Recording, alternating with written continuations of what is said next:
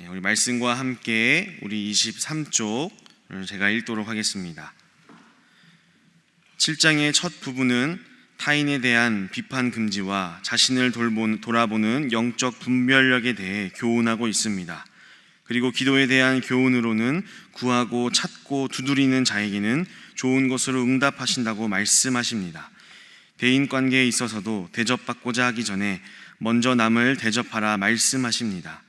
또한 하나님은 멸망으로 인도하는 넓은 문이 아니라 찾는 이도 거의 없는 좁은 문으로 들어가라 말씀하십니다. 그러기 위해서 이리와 같은 거짓 선지자들을 조심하고 하나님의 뜻대로 행하는 좋은 열매를 맺을 수 있어야 합니다. 이런 예수님의 산상수훈 설교를 잘 듣고 지켜 행하는 사람이야말로 반석 위에 집을 짓는 지혜로운 사람이라 말씀하십니다. 아멘. 오늘 함께 살펴볼 말씀은 마태복음 7장의 말씀입니다. 우리 마태복음 7장은 우리가 앞에서 살펴본 마태복음 5장에서부터 시작한 예수님의 산상보훈 혹은 산상수훈이라고 말하는 산에서의 가르침의 마지막 내용이 담겨져 있는 본문입니다. 오늘도 마태복음 7장의 말씀을 통해서 우리에게 주시는 하나님의 마음과 뜻을 따라 살아가는 복된 여러분 되시기를 주님의 이름으로 축복합니다.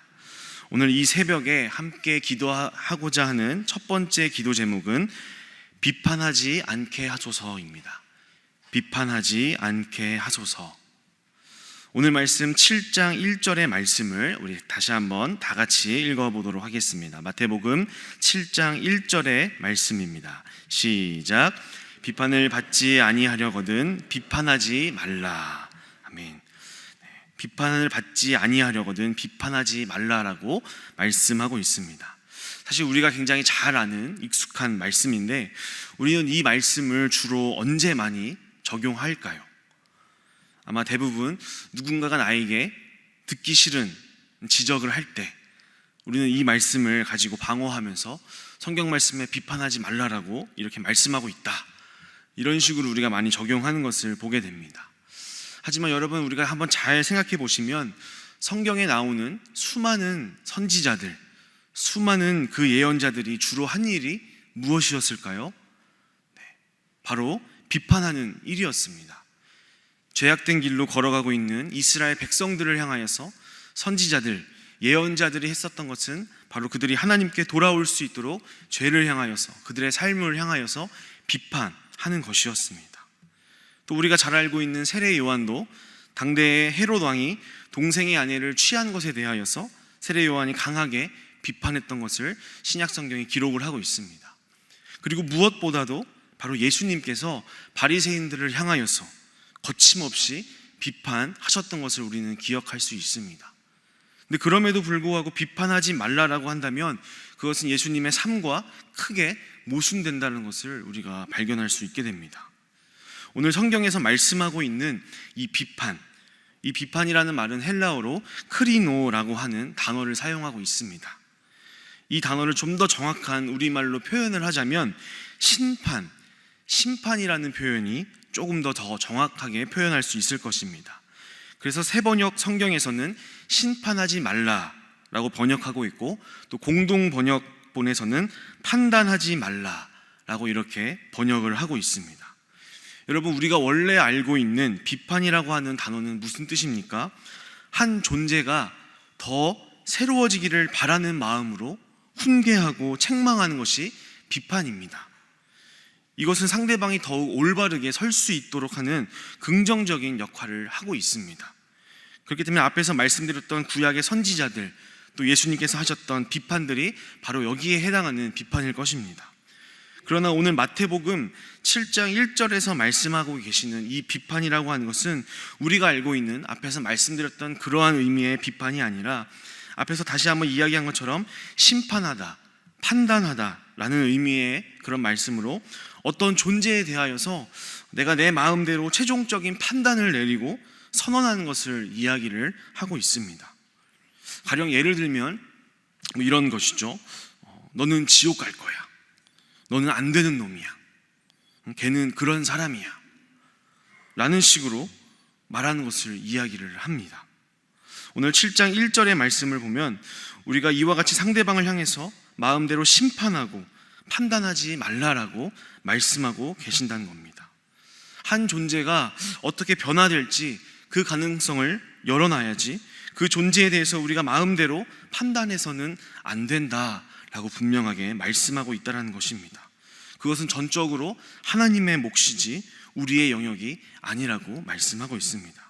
다시 한번 정리를 하면 올바른 의미의 비판은 우리에게 허락된 것이지만 상대를 심판하고 멋대로 판단해 버리는 것은 우리의 몫이 아니라 하나님의 몫이라는 것을 분명하게 성경은 말씀하고 있습니다. 그리고 2절 말씀에서 우리에게 경고하고 계십니다. 우리 2절 말씀을 같이 함께 읽어보도록 하겠습니다. 시작. 너희가 심판하는 그 심판으로 너희가 심판을 받을 것이요 너희가 헤아리는 그 헤아림으로 너희가 헤아림을 받을 것이다. 이렇게 말씀하고 있습니다. 제가 다시 한번 심판이라는 단어로 번역해서 읽었는데, 우리가 만약 형제를 향하여서 어떻게 변화될지 그 가능성을 열어놓지 않고 기회를 주지 않고 마음대로 심판하고 판단한다면 하나님께서 말씀하시기를 우리 또한 더 이상의 기회를 주지 않으시고 심판하실 것이다 라고 경고하고 계신다는 것입니다. 여러분, 참으로 무서운 말씀입니다. 그만큼 우리 옆에 있는 지체를 향한 우리의 심판, 또 우리가 판단하려는 그런 마음과 생각들이 얼마나 조심해야 하고 얼마나 주의해야 하고 경계해야 하는지를 잘 말씀해주고 있습니다. 그리고 또한 3절에서 5절까지의 말씀을 우리 같이 함께 읽어보도록 하겠습니다. 3절에서 5절까지의 말씀 다 같이 함께 읽어보겠습니다. 시작. 어찌하여 형제의 눈 속에 있는 티는 보고 내 눈 속에 있는 들보는 깨닫지 못하느냐. 보라, 내 눈 속에 들보가 있는데 어찌하여 형제에게 말하기를 나로 내 눈 속에 있는 티를 빼게 하라 하겠느냐. 외식하는 자여, 먼저 내 눈 속에 들보를 빼어라. 그 후에야 밝히 보고 형제의 눈 속에서 티를 빼리라. 아멘. 여러분, 무슨 말입니까? 상대방을 향하여서 어떤 생각을 갖기 전에 가장 먼저 해야 할 것이 있다는 것입니다. 그것은 무엇이냐면 나에게는 부끄러운 부분이 없는지, 나도 반성하고 돌이켜야 될 그런 부분들이 없는지를 먼저 자기를 성찰하는 것이 우리에게 필요하다라고 주님께서 말씀하고 있습니다. 그런데 참 우리의 모습을 돌아보면 어떻습니까? 너무나 쉽게 보여지는 것으로, 또 너무나 쉽게 우리가 경험되어지는 것으로 상대방을 향하여서 판단하고 저 사람은 그런 사람이야 라고 마음속으로 선언해버리는 그런 우리의 모습이 참 많지 않은가 우리가 다시 한번 생각하게 됩니다. 오늘 주신 말씀을 기억하면서 우리가 비판은 할 수 있지만 판단하고 심판하지 않으며 먼저 우리 모습 속에서 먼저 성찰할 수 있는 저와 여러분 되시기를 주님의 이름으로 축복합니다. 우리 두 번째로 함께 기도할 제목은 구해야 할 것을 구하게 하소서입니다. 구해야 할 것을 구하게 하소서입니다. 먼저 우리 마태복음 7장 7절에서 8절까지의 말씀 우리 다 같이 함께 읽어보도록 하겠습니다. 마태복음 7장 7절에서 8절까지의 말씀을 같이 함께 읽어보겠습니다. 시작. 구하라, 그리하면 너희에게 주실 것이요 찾으라, 그리하면 찾아낼 것이요 문을 두드리라, 그리하면 너희에게 열릴 것이니 구하는 이마다 받을 것이요 찾는 이는 찾아낼 것이요 두드리는 이에게는 열릴 것이니라. 아멘. 여러분, 우리가 굉장히 잘 아는 그런 말씀입니다. 어떤 한 기독교 언론사의 설문조사를 본 적이 있는데 한국교회 교인들이 가장 좋아하는 성경 구절로 1, 2, 3등으로 뽑아놓은 것을 본 적이 있습니다. 여러분, 1등이 어떤 말씀이었을까요? 1등은 빌립보서 4장 13절에 있는 말씀입니다. 네, 아시는 분이 있는 것 같습니다. 내게 능력 주시는 자 안에서 내가 모든 것을 할 수 있느니라. 또 2등은 무엇이었을까요? 2등은 욥기 8장 7절의 말씀이었습니다. 내 시작은 미약하였으나 내 나중은 심히 창대하리라. 그리고 3등의 말씀이 오늘 우리가 읽은 말씀, 구하라 그리하면 너희에게 주실 것이요 라는 이 말씀이었습니다. 여러분, 이 말씀들이 왜 1등, 2등, 3등으로 뽑혔을까? 아마 여러분들도 짐작하시리라 생각을 합니다. 대부분 이 말씀들을 가지고 우리가 해석하기를 내가 원하는 것을 우리가 하나님께 말씀드리면 우리 하나님께서 들어주시고 이루어주게 해주실 것이다 라는 그런 의미로 해석해서 큰 복을 간절히 바라는 많은 성도님들이 1등과 2등과 3등의 말씀으로 뽑았다라는 것입니다. 여러분, 사실 근데 위에 앞에서 말씀드렸던 이 말씀들은 사실 엄밀히 그러한 의미들이 아니라는 것입니다. 오늘 우리가 읽은 마태복음 7장 7절에서 8절의 말씀도 하나님께 간절히 구하라, 그러면 하나님이 주신다라는 말씀인데, 중요한 것은 무엇이냐면 우리가 무엇을 구하느냐라는 것입니다. 이 구절만 떼어놓고 보면 우리가 무엇이든지 구하면 하나님께서 주신다라고 우리가 생각하기 쉽지만, 모든 성경 말씀이 그렇듯이 전체적인 맥락 속에서 이 말씀의 본래의 의미를 찾는 것이 가장 바른 해석에 가깝다는 것을 우리가 기억하며 다시 한번 말씀을 살펴볼 필요가 있습니다. 이 구하라는 이 말씀은 마태복음 말씀에만 나올 뿐만이 아니라 누가복음 11장 9절에서 10절에도 동일하게 등장을 하고 있습니다. 누가복음에서는 좀 더 명확하게 이 말씀의 맥락 속에서 의미를 좀 발견할 수가 있습니다. 누가복음에서는 예수님께서 주기도문에 대하여서 우리가 어떻게 기도해야 할 것에 대해서 가르치신 후에 이어서 구하라는 이 말씀이 등장하고 있습니다. 다시 말씀드리면 주기도문에서 가르치신 것처럼 먼저는 너희가 그의 나라와 그의 의를 구하는 기도를 우선적으로 할 것에 대해서 주님께서 우리에게 가르치십니다. 그리고 구하라, 그리하면 너희에게 주실 것이다 라는 이 말씀을 통해서 우리에게 교훈하고 있다라는 것입니다. 우리가 마태복음 말씀에서도요, 전체적인 맥락을 살펴보아도 여기서 말씀하시는 구하라는 것이 너희가 원하는 것은 무엇이든지 구하라는 그런 의미가 아니라는 것을 우리가 분명하게 발견할 수가 있습니다. 우리가 먼저 살펴보았던 마태복음 6장 31절에서 32절 말씀, 우리가 다시 한번 좀 펼쳐보도록 하겠습니다. 마태복음 6장 31절에서 32절의 말씀을 우리 같이 함께 읽어보도록 하겠습니다. 시작. 그러므로 염려하여 이르기를 무엇을 먹을까, 무엇을 마실까, 무엇을 입을까 하지 말라. 이는 다 이방인들이 구하는 것이라. 너희 하늘 아버지께서 이 모든 것이 너희에게 있어야 할 줄을 아시느니라 라고 말씀하고 있습니다. 이 말씀에서 보시면 우리가 무엇을 구하지 않아도 되는지 말씀하고 있습니다. 그리고 그 말씀, 그 다음 말씀 6장 33절의 말씀에 보면 무엇을 구해야 하는지를 가르치고 계신다는 것입니다. 우리 6장 33절을 같이 함께 읽어보도록 하겠습니다. 시작. 그런즉 너희는 먼저 그의 나라와 그의 의를 구하라. 그리하면 이 모든 것을 너희에게 더하시리라. 아멘. 네, 이렇게 말씀하고 있습니다. 앞에서 말씀하시기를, 우리에게 가르쳐 주시기를 이렇게 가르쳐 주고 계시는데, 뒤에 가서는 우리가 무엇이든지 네가 원하는 것을 구하라, 그리하면 너희에게 주실 것이고 찾으면 찾아낼 것이다 라고 해석하는 것은 앞뒤가 맞지 않는다는 것입니다.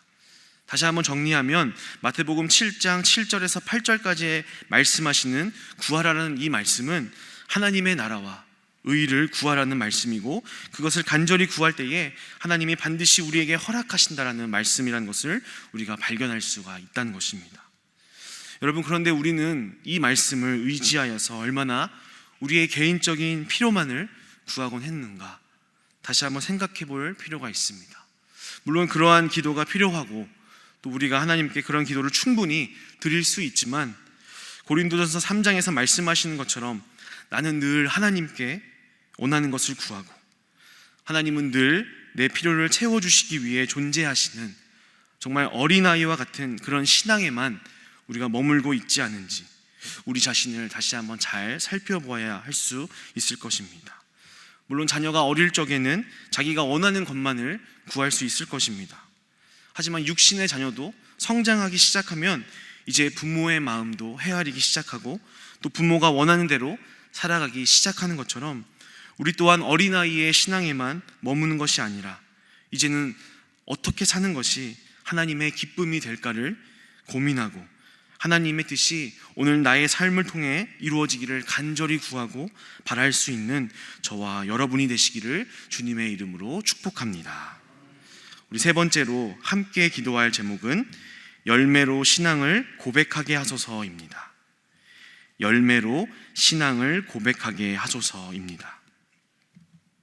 오늘 말씀 마태복음 7장 20절에서 21절의 말씀을 우리 같이 함께 읽어보도록 하겠습니다. 마태복음 7장 20절에서 21절까지의 말씀을 같이 함께 읽어보겠습니다. 시작. 이러므로 그들의 열매로 그들을 알리라. 나더러 주여 주여 하는 자마다 다 천국에 들어갈 것이 아니요 다만 하늘에 계신 내 아버지의 뜻대로 행하는 자라야 들어가리라. 아멘. 여러분, 마태복음 7장 15절에서 27절까지는 예수님께서 거짓된 목자들, 또한 거짓된 신앙인들을 주의하고 또 우리 또한 거짓된 신앙인이 되지 않도록 분명하게 권면하고 있는 말씀입니다. 우리가 참된 신앙인인지 거짓된 신앙인인지를 어떻게 분별할 수 있는가? 15절에서 20절까지의 말씀에 보면 그들의 열매가 바로 그들이 진짜인지 가짜인지를 보여준다라고 말씀하고 있습니다. 여러분, 여기서 말씀하고 있는 열매가 무엇이겠습니까? 바로 하나님을 만난 이후에 우리의 존재의 변화, 삶의 변화를 말씀하고 있다는 것입니다. 우리가 갈라디아서 5장에서도 우리가 잘 아는 것처럼 성령의 열매를 말씀하실 때 그 9가지의 성품을 이야기를 하고 있는 것처럼 내가 주여 주여라고 그렇게 고백도 하고 또 기도도 하고 찬양도 열심히 할 수 있으며 또 새벽 기도도 빠지지 않고 매일매일 나오고 주님의 이름으로 정말 진심을 다해서 사역하고 봉사하고 우리가 헌신할 수 있겠지만 나의 존재가, 나의 성품이, 나의 삶의 모습이 하나님의 뜻에 따라서 순종함과 또 그로 인한 변화된 모습이 없다라고 한다면 우리가 주님을 만났을 때에 우리가 주님께로부터 들을 수 있는 말씀이 바로 오늘 23절에서와 같이 내가 너희를 도무지 알지 못하니 불법을 행하는 자들아 내게서 떠나가라라는 말씀뿐이라는 것입니다. 여러분, 사역을 하면서 참 많은 성도님들을 만나게 됩니다. 그리고 또 많은 이야기들을 듣게 됩니다. 그러면서 참으로 가장 마음이 답답하고 또 슬프고 안타까울 때가 있습니다. 그것은 언제냐면 바로 교회 안에서의 모습과 교회 밖에서의 모습이 다른 삶을 살아가는 그런 성도님들의 모습을 보거나 들을 때라는 것입니다. 교회에는 열심히 나오시지만 또 중직자이고 참 친절한 모습으로 많은 봉사들을 하시고 또 섬기고 계시지만 나의 배우자와 내 가족에게 대하는 말과 행동에는 아무런 주의도 아무런 조심도 없는 그런 모습을 봅니다. 또 주님의 나라와 의를 위해서 열심히 살겠노라고 말은 하지만 자신의 자녀의 세상적인 성공을 위해서 때로는 예배는 빠지더라도 학원은 반드시 보내는 그런 모습을 또 보게 됩니다. 예수님이 나의 왕이시고 주인이라고 우리가 열심히 또 찬양은 하지만 내가 가진 물질을 사용함에 있어서는 주님의 뜻보다는 철저히 내 이익을 최우선시하고 계산에 따라 베풀 수도 있고 그렇지 않기도 하는 그런 모습을 보게 됩니다.